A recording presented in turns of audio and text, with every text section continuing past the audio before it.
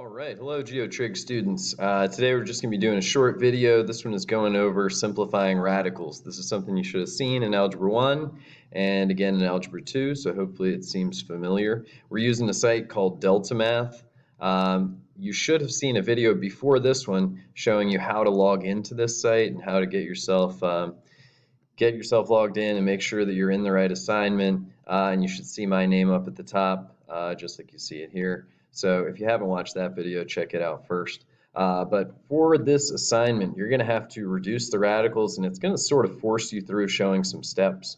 That's sort of by design because I want to make sure that you're not just Googling the answer, that you're actually taking the time to really think about it. So when we split up 288, you want to be thinking about if there are perfect square numbers that go into 288. So obviously it's even, so I'm wondering maybe a 4 might go into it.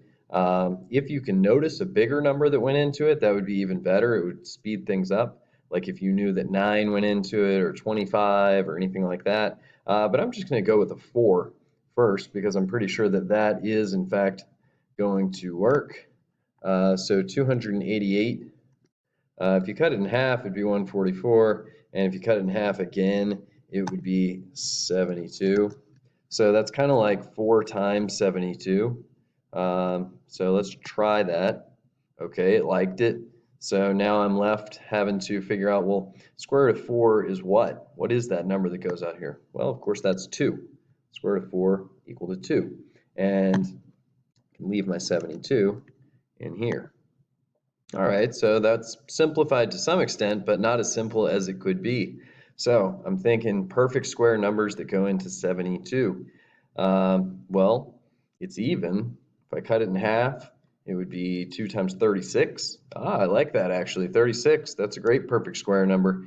So let's think about this as maybe a 36 and a 2. So that's 36 times 2 making the 72. Well, I know the square root of 36. I can do that. It is 6.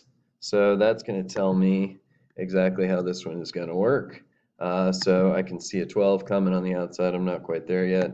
Notice it's just sort of forcing me through the steps.